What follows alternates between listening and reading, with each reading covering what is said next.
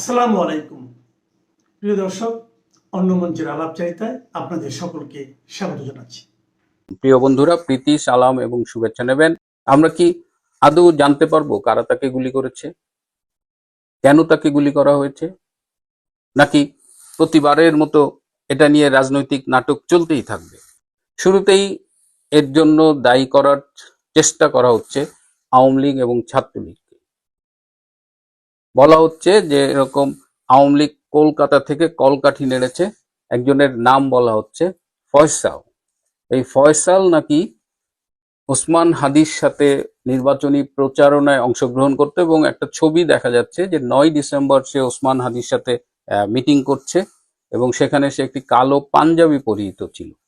তো যে video ফুটেজটি release করা হয়েছে সেখানে দেখা যাচ্ছে যে মোটরসাইকেলের দুজন হেলমেট পরা, পেছনের জন কালো ড্রেস পরা, সম্ভবত পেছনের জনই গুলি করেছিল। এখন এই ছেলেটা নাকি আওয়ামী লীগের সন্ত্রাসী, এ নাকি ছাত্রলীগের ঢাকা মহানগর উত্তরের নেতা ছিল। এই ফয়সালের সম্পর্কে একটা পরিচয় দিয়ে, এর আর একটা ছদ্মনাম আছে দাউদ বিন ফয়সাল। এই ফয়সাল গত বছরের নভেম্বর মাসে আদাবরের একটা স্কুল থেকে 17 লক্ষ টাকার চাঁদাবাজি করতে গিয়ে অস্ত্র সহ গ্রেপ্তার হয়েছিল এবং পরে জামিনে মুক্তি পেয়েছিল। তো 2024 সালের নভেম্বরে, মানে 5ই আগস্টের পরে, জঙ্গি অভ্যুত্থানের পরে নভেম্বরে কারা চাঁদাবাজি করেছে এবং গ্রেপ্তার হওয়ার পরে সে কি করে জামিনে মুক্তি পায়, এবং জামিনে মুক্তি পেয়ে সে বিভিন্ন সন্ত্রাসী কার্যক্রম করেছে এবং সে ওসমান হাদির সাথে নির্বাচনী প্রচারণায় অংশগ্রহণ করেছে। ওসমান হাদি কি জানতো না যে এই ছেলেটা ছাত্রলীগ করে? এখন যারে তারে ধরে আপনি ছাত্রলীগ বানায় দিবেন যে কোনো হত্যাকাণ্ডকে, এবং বলা হচ্ছে সে আবার নাকি জাহাঙ্গীর কবির নানক এবং আসাদুজ্জামান কামালের খুব ঘনিষ্ঠ ছিল। তো এত কিছু জানার পরেও আপনি তারে নিয়ে নির্বাচনী প্রচারণা করছেন। অথচ যারা আওয়ামী লীগের রাজনীতির ধারাটা সম্পর্কে একটু ওয়াকিবহাল, যারা জানেন, আওয়ামী লীগ তো এই ধরনের সন্ত্রাসের রাজনীতিতে বিশ্বাস করে না।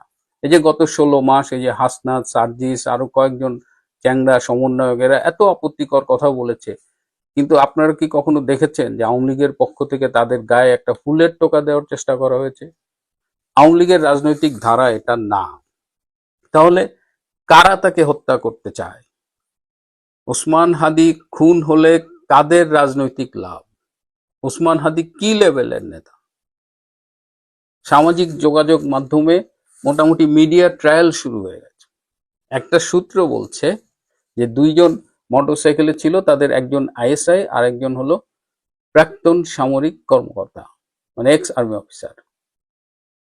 এখন এই সূত্রটি বলছে যে গত 28শে November doctor Yunus, general Waker Khan এবং কয়েকজন প্রবাসী ইউটিউবার তারা একটি মিটিং করে যে নির্বাচনের তফসিল ঘোষণা হয়ে গেলে নির্বাচন বানচাল করার জন্য কি করা যায়, এবং সেখানে তারা সিদ্ধান্ত নেয় যে বেশ কিছু লাশ যদি তারা ফেলে দেয় তাহলে নির্বাচনটা হয়তো বানচাল করা যাবে।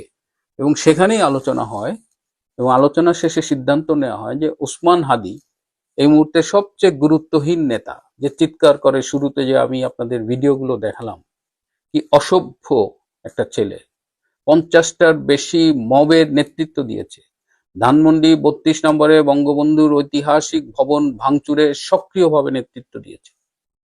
এই ছেলেটা আসলে রাজনীতিতে তেমন গুরুত্ব নেই। সুতরাং এই ইউটিউবাররা, ডক্টর ইউনূস এবং ওয়াকার খানরা মিলে ঠিক করে যে একে আমরা ফেলে দেব, একে হত্যা করলে একটা নির্বাচনী পরিস্থিতি অস্থির হয়ে উঠবে, তখন নির্বাচন বানচাল করার মতো একটা পরিস্থিতি তৈরি হবে। এবং শুধু ওসমান হাদি না, তারা আরো কয়েকটা প্রয়োজনে লাশ ফেলবার সিদ্ধান্ত নিয়েছে। এখন এই যে এখানে ওসমান হাদি নির্বাচন করতেছে, ওসমান হাদি আবার স্বতন্ত্র নির্বাচন করতেছে, সে জুলাই যোদ্ধা, তা তো এনসিপিতে যাওয়ার কথা, সেটা না যেয়ে সে ইনকিলাব মঞ্চ লিড করে। ইনকিলাব মঞ্চ নাকি একটা সাংস্কৃতিক সংগঠন। তো সে ঢাকা 8-এ নির্বাচন করবে কার এগেনস্টে? মির্জা আব্বাসের এগেনস্টে। মির্জা আব্বাসের সাথে তার যায়?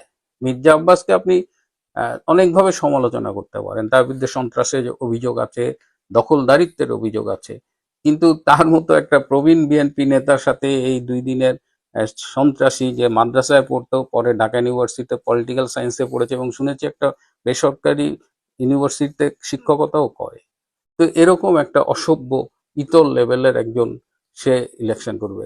এখন যেটা কেচ্চখুরটা সাপ বেরোয়, একে নাকি জামাত টাকা দিয়ে ওখানে দাঁড় করাইছে। জামাত তাকে মির্জা আব্বাসের এগেন্সে দাঁড় করাইছে। এবং দেখেন এই হত্যা প্রচেষ্টার পরেই আপনারা দেখতে পাচ্ছেন যে শিবিরের সাদিক কায়েম ডাকসুর যে এই নীলক্ষেতের ব্যালটে যে ভিপি হয়েছে, এই সাদিক কায়েম নাকি ওইখানে জামাতের থেকে ইলেকশন করবে। তার মানে কি, আপনি উসমান হাদিকে খুন করালেন, একটা সেন্টিমেন্ট ক্রিয়েট করলেন, সেই সেন্টিমেন্ট দিয়ে এখন সাদিক কায়েমকে আপনি মির্জা আব্বাসের এগেনস্টে জয়লাভ করাবেন। এদিকে বিএনপিকে দোষারোপ করারও একটা চেষ্টা আমরা দেখছি।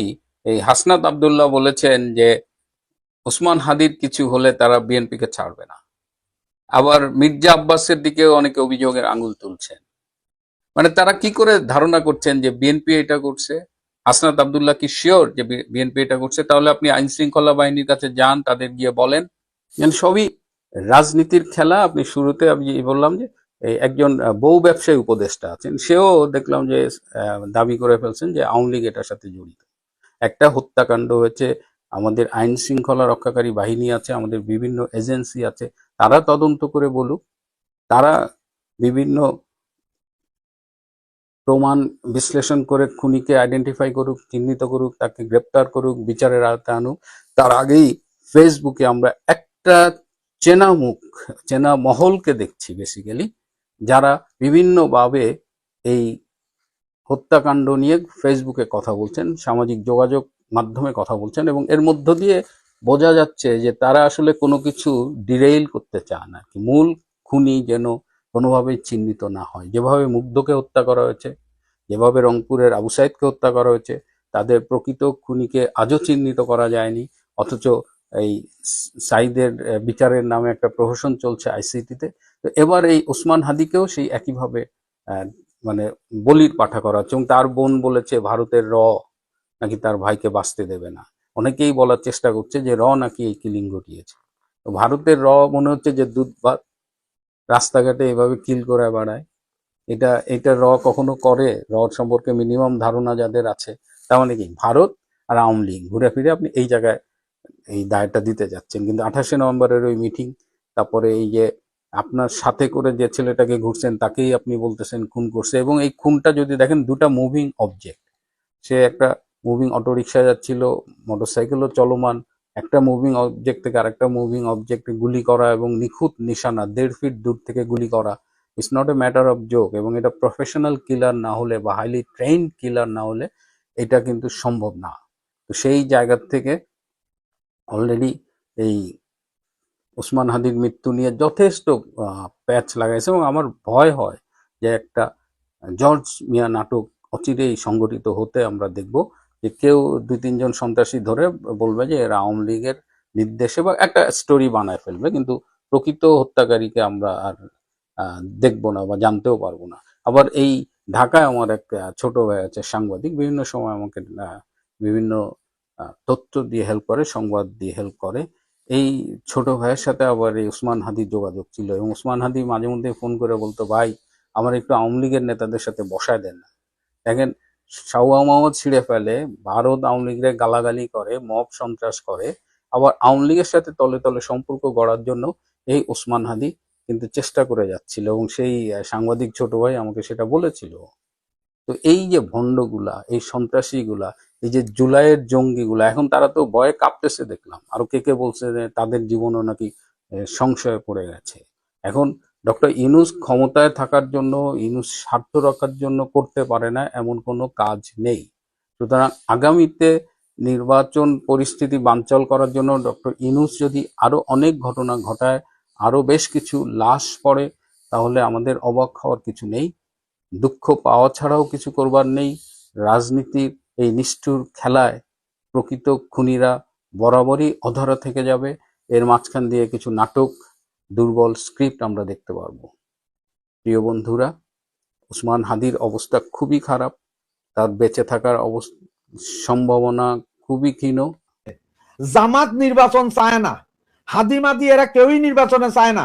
কয়েকদিন আগে হাদি সাহেব করতে গেছে, কি ওই প্রচার চালাইতে গেছে, সেখানে ওনার গায়ের উপরের ময়লা পানি ফালায় মানুষ, আজকে ওনারা গুলি করে দেয়। এগুলো কি? এগুলো কি কিছুই বুঝেন না?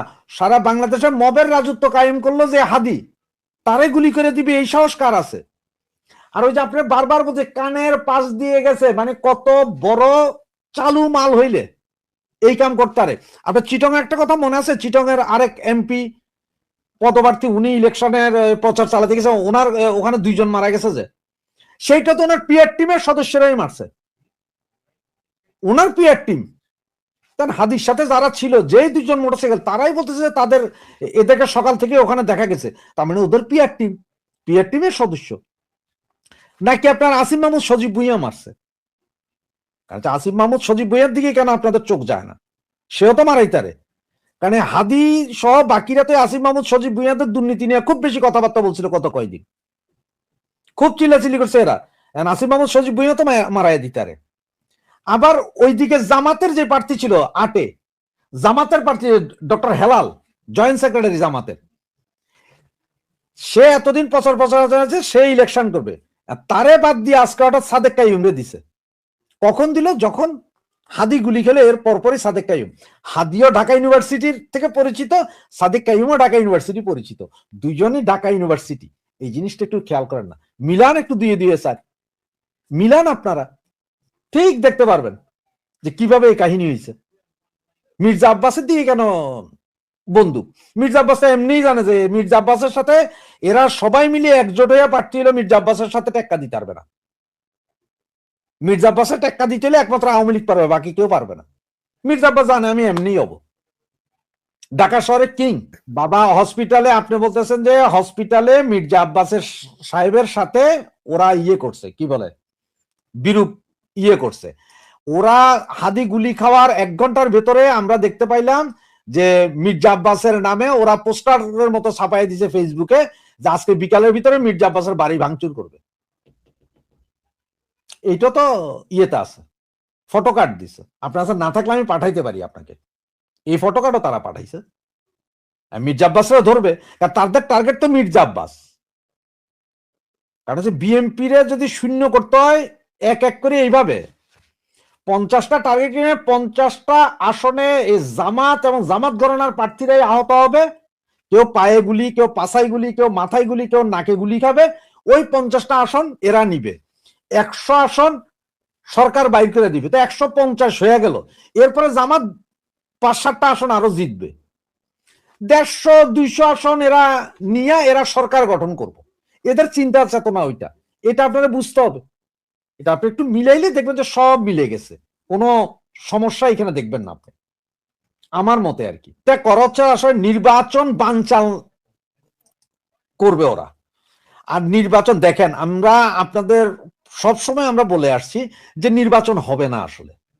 তো এটা এখন নির্বাচন হবে না আমরা বলছি, মানুষও বলে নির্বাচন হবে কি হবে না, হবে কি হবে না। সব সময় তফসিল ঘোষণার পরও মানুষ এটা চিন্তা করতেছে হবে কি হবে না। এরা সবসময় বলে আসছে যে দেশের পরিস্থিতি ভালো না, প্রশাসনের অবস্থা খারাপ, এই সে নির্বাচন না হোক।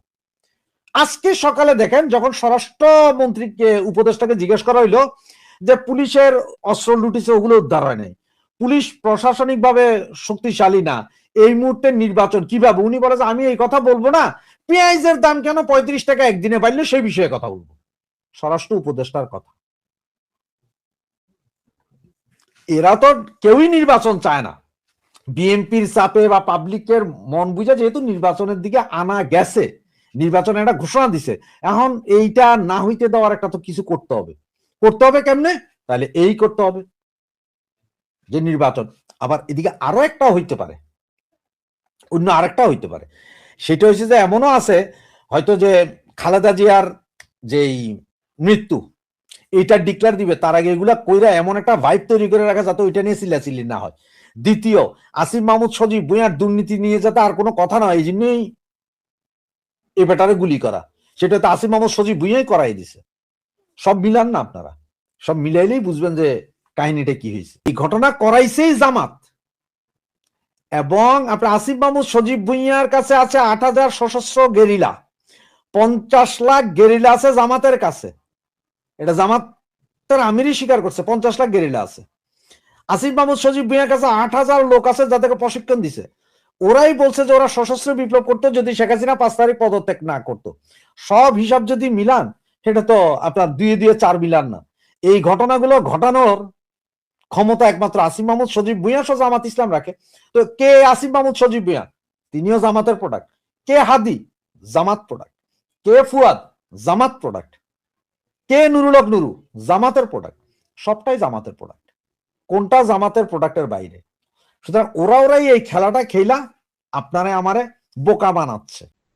সবাই যে ধরনের আশঙ্কা প্রকাশ করেছিল সেই আশঙ্কা মিথ্যা হোক, এটাই আমরা সবাই চেয়েছি, যে নির্বাচনকে সামনে রেখে সহিংসতা হবে। তো হাদির এই ঘটনাটি আমাদেরকে অত্যন্ত শঙ্কিত করেছে এবং একই সঙ্গে আইন শৃঙ্খলা রক্ষায় এই সরকারের দুর্বলতাকেও তুলে ধরেছে। যে ভিডিওটি আমি দেখেছি সেইখানে যেটি মনে হয়েছে সেটি হচ্ছে যে যারা খুন করেছে তারা পরিকল্পিত এবং তারা পেশাদার। কেননা একটা চলন্ত যানবাহন থেকে আরেকটি চলন্ত যানবাহনে গুলি করা কিংবা কাউকে লক্ষ্যভেদ করা এবং এইরকম মারাত্মক ভাবে এটা আসলে খুবই কঠিন। আরেকটা জিনিস, আপনি নিজে তো একজন চিকিৎসক, আপনি নিশ্চয়ই আপনার বন্ধু বান্ধব আছে যারা নাকি চিকিৎসার সঙ্গে জড়িত ছিলেন। আপনি কতটুকু আশঙ্কা করছেন যে তার মানে এখন আসলে অবস্থাটা কেমন? মস্তিষ্কের যে কোনো ইনজুরি, যে কোনো আঘাত কিন্তু অন্যান্য জায়গার আঘাতের চেয়ে অধিকতর গুরুত্বপূর্ণ এবং আশঙ্কাজনক। কেননা আমাদের ব্রেইনটা আল্লাহ তাআলা এমন ভাবে বসিয়েছেন, আমাদের ব্রেইনটা যাতে প্রোটেক্টেড থাকে। আমাদের যে খুলি বা স্কাল, এটা অত্যন্ত শক্ত হাড় দিয়ে তৈরি করা এবং আমাদের ব্রেইনটা পানির মধ্যে বসানো থাকে এবং সেইখানে যে কোনো আঘাত, একটা লাঠির আঘাতও অত্যন্ত ভয়ঙ্কর হয়ে যেতে পারে। মানুষ পড়ে গেলে পর্যন্ত, একটা লঞ্চে ওঠার সময় যে লঞ্চের ছোট দরজা গেট ধাক্কা খায় সেখানে পর্যন্ত অনেক সময় ভয়ানক দুর্ঘটনা ঘটে যায়। তো সেই জায়গাতে গুলি করা হয়েছে। ডাক্তাররা যেটা বলেছেন যে গুলিটা একদিক দিয়ে ঢুকেছে, মাথায় এক পাশ দিয়ে ঢুকেছে, কানের উপরে যে হাড়টা থাকে সেই কানের উপরের হাড় দিয়ে ঢুকে পেছনের হাড়টা দিয়ে বের হয়ে গিয়েছে। মুশকিল যেটা সেটা হচ্ছে যে হাদির এরই মধ্যে 2টা কার্ডিয়াক অ্যারেস্ট হয়েছে বলে ডাক্তাররা জানিয়েছেন। যদিও তাকে রিভাইভ করা সম্ভব হয়েছে, কিন্তু 2টা কার্ডিয়াক অ্যারেস্ট হওয়া মানে হাদির হার্ট বন্ধ হয়ে যেতে গিয়েছিল। তো এই সবকিছু বিবেচনায় নিয়ে ডাক্তাররা ভালো বলতে পারবেন যে তার কি অবস্থা আছে। তবে একটা পরীক্ষা আছে যেটাকে সেন্সিটিভ, মানে এক ধরনের স্নায়ুর একটা পরীক্ষা আছে। সেই পরীক্ষায় হাদির পারফরমেন্স অনেক লো ছিল, কিন্তু এটা আসলে ব্রেন ইনজুরি থাকলে হতে পারে, ধীরে ধীরে এটা আবার বাড়তেও পারে। এবং একই সাথে ডাক্তাররা যে চিকিৎসাটা করেছেন এটা একদম আধুনিক চিকিৎসা।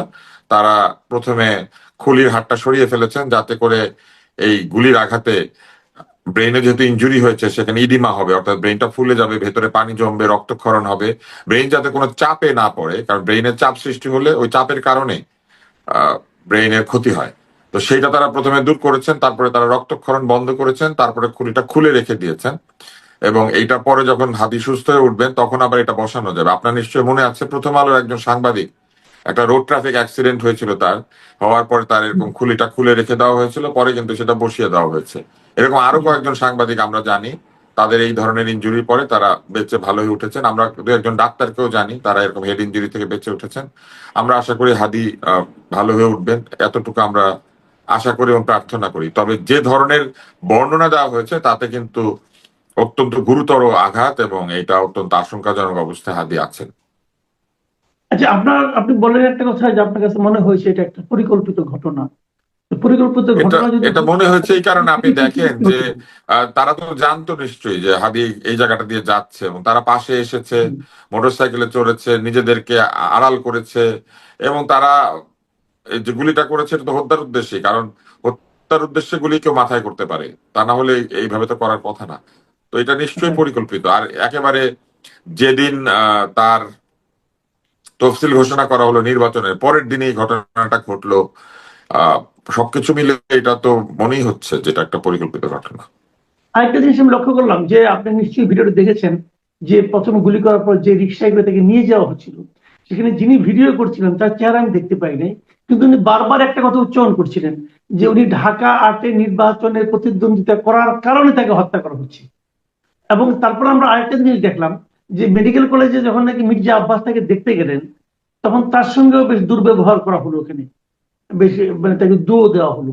তো এইটা এটা সব মিলিয়ে আসলে সমর্থকরা এরকম করে কামাল ভাই, কারণ সমর্থকদের তো প্রবল আবেগ থাকবে এই সময়টাতে এবং যে যা বলবে তারা সেটাই বিশ্বাস করবে বা তারা একটা শত্রু খুঁজে বের করার চেষ্টা করবে। এটা আমি অতীতেও বিভিন্ন ঘটনায় দেখেছি যে এই ধরনের কিছু নাম উচ্চারণ করলে লোকে প্রথমে এদের বিরুদ্ধে একটা রেগে যায় বা এরকম করার চেষ্টা করে। তো আপনি নিজেই বললেন যে ভিডিওর মধ্যে এরকম বলা হচ্ছিল, তো এরকম বললে পরে মানুষ তো তার প্রতিদ্বন্দ্বীদেরকে প্রথমে দায়ী করবে, কিন্তু আমার মনে হয় না যে এই বিষয়গুলি বাড়তে দেওয়া উচিত। বরং আমার মনে হয় যে সকল দল ও মত নির্বিশেষে সবাই মিলে হাদির খুনিদেরকে শনাক্ত করা, আইনের আওতায় আনা এবং বিচার করার জন্য দাবি জানানো উচিত। কিন্তু আমি খুবই অবাক হই যে এইরকম একটি দুর্ঘটনার পরেও আমাদের যারা আইন শৃঙ্খলা রক্ষা করবেন বলে শপথ নিয়েছেন, তাদের কেন জানি আমার কাছে খুবই দুর্বল এবং খুবই স্লো মনে হয়, ধীর গতি সম্পন্ন মনে হয়। আমি একটা ভিডিও দেখেছি, নির্বাচনের সহিংসতা নিয়ে প্রশ্ন করা হচ্ছে এবং উপদেষ্টা উত্তর দিচ্ছেন পেঁয়াজের দাম কেন বেড়ে গিয়েছে। এটা সত্য না মিথ্যা আমি জানি না, এটা ফেক না আসল। কিন্তু এইরকম অ্যাটিটিউড যদি থাকে, এরকম যদি এড়িয়ে যাওয়ার প্রবণতা থাকে, তাহলে আজকে হাদি, কালকে আরেকজন, পরশু আরেকজন, এটা তো হতে পারে না। বাংলাদেশ এরকম মৃত্যুর মিছিলের দেশ হতে পারে না। বাংলাদেশ এরকম অশান্ত সন্ত্রাসের জনপদ হতে পারে না। বাংলাদেশ এইভাবে তরুণ প্রাণ আর ক্ষয় করতে পারে না। আমি আমি জানি না যে কেন আসলে মানুষ সামান্য দুঃখ প্রকাশটুকু পর্যন্ত ঠিক মতো করে না। মানুষ কেন, মানে সব মানুষের কথা বলবো না আমি, ক্ষমতাবান মানুষেরা কেন এইভাবে দায়িত্বকে এড়িয়ে গিয়ে অনেকটা উট পাখির মতো মাথা গুঁজে থাকে। আমি কিন্তু নিজে আশাবাদী এই কারণে, আপনি দেখেন মোহাম্মদপুরে যে মা মেয়েকে খুন করা হলো, একজন গৃহ পরিচারিকা, তার নাম কেউ জানতো না, তার কোনো ছবি ছিল না, সে এখানে সবসময় বোরখায় মুখ ঢেকে ঢুকতো, এবং সবকিছু দেখলাম তাকে চেনার কোনো উপায় নেই, তার নামও নাকি ঠিক নাই, তারপরেও তাকে কিন্তু পুলিশ 2 দিনের মধ্যে ধরে ফেললো। তো ওটা যদি পারে, তাহলে এটা না পারার কোনো কারণ আছে বলে কিন্তু আমার কাছে মনে হয়। আমি আশাবাদী হতে চাই, করা আশাবাদী। উচিত, আমি আশাবাদী হতে চাই। আমি মনে করি আমাদের পুলিশ খুবই ওয়েল ট্রেন্ড এবং খুবই একটি শক্তিশালী বাহিনী। পুলিশের মনোবল ভঙ্গ হওয়ার কারণে পুলিশ নিষ্ক্রিয়তা দেখিয়েছে বা নিষ্ক্রিয় ছিল, বা অনেক পুলিশ হয়তো এখনো খানিকটা এরকম মনোবলহীনতায় ভোগেন। কিন্তু আমি মনে করি যে এই হাদির ঘটনার ভেতর দিয়ে দোষীদেরকে শনাক্ত করে ধৃত করে তারা কিন্তু এই মনোবল শুধু না, জনগণের মধ্যে তাদের যে বিশ্বাস আস্থা সেটাকে আরো বাড়িয়ে তুলতে পারেন। আর ওই ঘটনাটা আবার চিন্তা করেন, আমরা সাধারণ মানুষও কিন্তু আমাদের নিরাপত্তার ব্যাপারে খুব অসচেতন। একদম অপরিচিত একজনকে 4 দিনের জন্য এরকম চাকরি দিয়ে দেওয়া, তার এনআইডি বা অন্য কোনো পরিচয় জানতে না চাওয়া, একটা রেফারেন্স পেলেই তাকে নিয়ে নেওয়া। আমার মনে আছে যে গৃহ পরিচারিকা এমনকি নতুন ভাড়াটিয়া পর্যন্ত কোথাও উঠলে এলাকাতে থানায় রিপোর্ট করার কথা, এবং থানা কিন্তু এটা বারবার জানিয়েছে। কিন্তু আমি দেখি যে আমাদের সাধারণ মানুষ কেন জানি খুবই রিলাক্টেন্ট, খুবই এক ধরনের দায় সারা। তারা মনে করে যে না, এগুলা করে কোনো লাভ হবে না, এগুলা করতে গেলে অযথা ঝামেলা। এগুলো অযথা ঝামেলা না, আমাদের সকলকে এই সাবধানতা অবলম্বন করতে হবে। দুর্ঘটনা তো সবার বাড়িতে ঘটে না, কিন্তু আমরা কি করে জানবো যে কালকে কার বাড়িতে এই দুর্ঘটনাটা ঘটবে? ফলে এই যে গৃহকর্মী নিয়োগ করা, নতুন দারোয়ান নিয়োগ করা, নতুন কর্মচারী আনা, বা অপরিচিত ব্যক্তিকে বাড়িতে বা নিচে দেখা বা আশ্রয় দেওয়া, আহ এই বিষয়গুলি নিয়ে আমাদের কিন্তু সচেতন হওয়া উচিত। এমনকি নতুন ভাড়াটিয়া ওঠা, সেই ভাড়াটিয়ার পরিচয় সম্পর্কে যথেষ্ট পরিমাণে জেনে রাখা উচিত। জি, এখন একটু রাজনীতির প্রসঙ্গে আসি। এখান থেকে এটা হলো, আমরা এটা দেখেছি যে হাদির এই ঘটনাকে কেন্দ্র করে কিন্তু সকল রাজনৈতিক দলের নেতৃবৃন্দ সবাই কিন্তু এটাকে নিন্দা জানিয়েছেন এবং অপরাধীকে ধরার জন্য সরকারের উপর তাগিদ দিয়েছেন। এর পাশাপাশি বিএনপির একটা বড় খবর আমরা আজকে দেখলাম, সেটা হলো যে বিএনপি আনুষ্ঠানিকভাবে জানিয়েছেন যে তাদের নেতা ভারপ্রাপ্ত চেয়ারম্যান মিস্টার তারেক রহমান, উনি এই মাসের 25 তারিখে দেশে ফিরতেছেন। এই প্রথম একটা তারিখ পাওয়া গেল। তো এটা কি আপনি মনে করেন যে বিএনপির জন্য একটা নতুন ইতিবাচক দিক, বিএনপির জন্য পজিটিভ কিছু, এবং আমাদের দেশের রাজনীতির জন্য কতটা পজিটিভ হবে? অবশ্যই এটা একটা ইতিবাচক দিক, কেননা বিএনপির প্রধান নেতা অসুস্থ, তিনি হাসপাতালে আছেন এবং এই মুহূর্তে কোনো আদেশ নির্দেশ দিতে পারছেন না। তো দ্বিতীয় ব্যক্তি যিনি বিএনপির ভারপ্রাপ্ত চেয়ারপারসন, তিনি এইখানে থাকাটা বিএনপির মনোবল অনেক বাড়িয়ে দিবে। পাশাপাশি তিনি এখানে উপস্থিত হলে সরাসরি দল প্রতি মুহূর্তে তার কাছ থেকে শারীরিকভাবে মানে উপস্থিত থেকে নির্দেশ পাবে। তিনি আবার পুরনো যে সম্পর্কগুলি আছে, জনসংযোগগুলি, সেগুলি করতে পারবেন। বহু বিষয় রয়েছে দলের অভ্যন্তরে যেগুলি তিনি সরাসরি সমাধান করতে পারবেন। ফলে নেতৃত্ব ফিরে আসা তো অবশ্যই তাদের দলের জন্য একটা গুরুত্বপূর্ণ বিষয়। আর 25শে ডিসেম্বর বেছে নিয়েছেন ক্রিসমাস ডে, এটা একটা আনন্দের দিবস। আহ আহ, বাংলাদেশে প্রচুর খ্রিস্ট ধর্মাবলম্বী আছেন তাদের জন্য, পাশাপাশি এটা একটা বিশেষ দিবস সারা পৃথিবীতে এটাকে নানানভাবে আনন্দের সঙ্গে পালন করা হয়। তো এটা এরকম একটা দিবসে তিনি ফিরে আসেন অনেকটা সান্টা ক্লজের মতো। তো এটা খারাপ কিছু না, এটাও একটা আনন্দের ব্যাপার যে তিনি তার দলের কাছে আসছেন।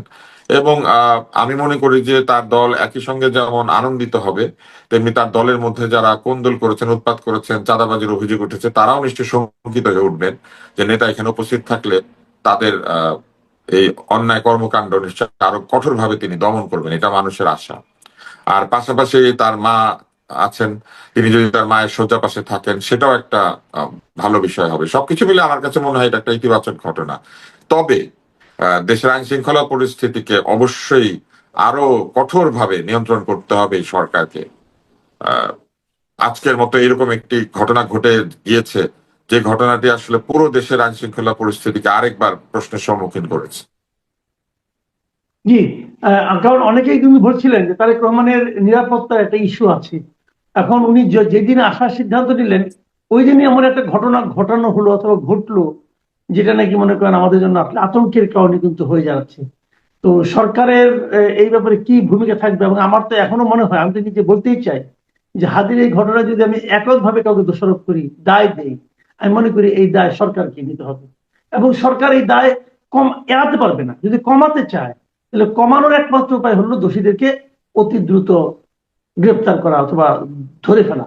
আপনি কি মনে করেন? দেশের আইন শৃঙ্খলা পরিস্থিতি এখন এইরকম যে আমি এটাও বুঝি না যে যারা নিশ্চিত প্রার্থী এদের জন্য একটা গার্ডের ব্যবস্থা করতে কি অসুবিধা। এত এত গানম্যান দেয়, এত লোককে এত নানা রকম নিরাপত্তা দেয় সরকার। আমি তো মনে করি যে হাদির পাশে একজন দেহরক্ষী সরকারি ভাবে থাকা উচিত ছিল, একজন বা দুইজন। একেবারে নিরাপত্তাহীন ভাবে সবার সামনে হাদি গিয়েছে। দেশের এত বড় একটা নির্বাচন হবে এবং সেখানে প্রার্থীদের নিরাপত্তা তো একটা খুবই গুরুত্বপূর্ণ বিষয়, এবং প্রার্থীরা যখন আপনি আরেকদিন খেয়াল করবেন, হাদি কিন্তু বলেছিল গত নভেম্বর মাসে বলেছিল যে তাকে নাকি 30 বার ফোনে হুমকি দেওয়া হয়েছিল। তো বলা হলে এটা তো সরকারের উচিত ছিল তাকে একটা সাপোর্ট দেওয়া। আমি তো পুরো বিষয়টা জানি না।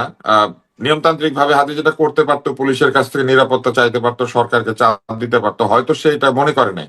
অত্যন্ত সাহসী ছেলে, ফলে সে হয়তো মনে করে নাই, সে ভেবেছে তার বন্ধু বান্ধবরা আছে। যে ধরনের ছবি বা অন্যান্য বিষয়গুলি ফেসবুকে আসছে এগুলো সত্যি হলে তো বুঝতে হবে যে ঘাতক তার আশেপাশে নাকি বসে মিটিংও করেছে, এরকম কথাবার্তা আসছে। সত্য কিনা জানি না। যেটাই সত্য হোক কিংবা সত্য যতই কঠিন হোক, আমার কাছে মনে হয় যে এটা দ্রুত দ্রুত এই সত্য উদ্ঘাটন করা জরুরি। আর আহ, জীবনের হুমকির কথা যদি বলেন তাহলে বাংলাদেশে এখন যারাই কোনো সত্যি কথা বলছে বা যারাই কোনো উচ্চ কণ্ঠে কথা বলছে তাদের সবাইকে হুমকি দেওয়া হচ্ছে, এবং কেউ কম কেউ বেশি হুমকি পাচ্ছে। এবং এই বিষয়গুলিকে আহ, এক ধরনের গা ছাড়া মনোভাব নিয়ে আমাদের সরকার দেখছেন। আমি এটা বুঝি না কোনোভাবেই আসলে যে কেন এই নির্লিপ্ততা, কেন এই উদাসীনতা, কেন নিরাপত্তার প্রশ্নের উত্তরে পেঁয়াজের দাম নিয়ে গল্প করতে হয়, এটা আমি কোনোভাবেই বুঝতে পারি না। জি, অনেক ধন্যবাদ, অনেক ধন্যবাদ ডক্টর আব্দুল লতিফ সাহেব। প্রিয় দর্শক, আপনারা শুনলেন আমরা আসলে এমন একটা প্রসঙ্গ নিয়ে কথা বললাম যে এই প্রসঙ্গের শিকার কিন্তু আমরা যে কেউ যে কোনো মুহূর্তে হতে পারি। তো এটা আমরা আসলে সরকারকেই বলবো যে আপনারা সতর্ক হন, কারণ আপনাদের উপরে কিন্তু পুরো দেশটার দায়িত্ব। আপনি নির্বাচন করবেন, একটা ভালো নির্বাচন করার অঙ্গীকার আপনি করেছেন। নির্বাচন কিভাবে ভালো হবে যদি নির্বাচনে যারা প্রার্থী হতে চান তাদের জীবন যদি এইভাবে হুমকির মুখে পড়ে? এটার প্রতি দেখার ব্যাপার। কেবল 12 তারিখে কিভাবে লোকে ভোট দিল এটাই কিন্তু নির্বাচন নয়। নির্বাচনী প্রচারণাও যাতে নির্বিঘ্ন হতে পারে, শান্তিপূর্ণ হতে পারে, এটাও আপনাদেরই দায়িত্ব। অস্ত্র লুট হয়ে গেছে যেগুলো, সেগুলো উদ্ধার করতে পারেননি কেন? এটা তো আপনাদেরই ব্যর্থতা। তো এগুলো আমরা কিন্তু প্রশ্ন করতেই থাকবো এবং যত কিছু ঘটবে দায় কিন্তু আলটিমেটলি সরকারের উপরে আসবে। প্রিয় দর্শক, এখন এ পর্যন্তই। আমরা আগামীতে একটা ভালো সময়, ভালো দিন আশা করি, এই প্রত্যাশা নিয়ে শেষ করছি। আল্লাহ হাফেজ।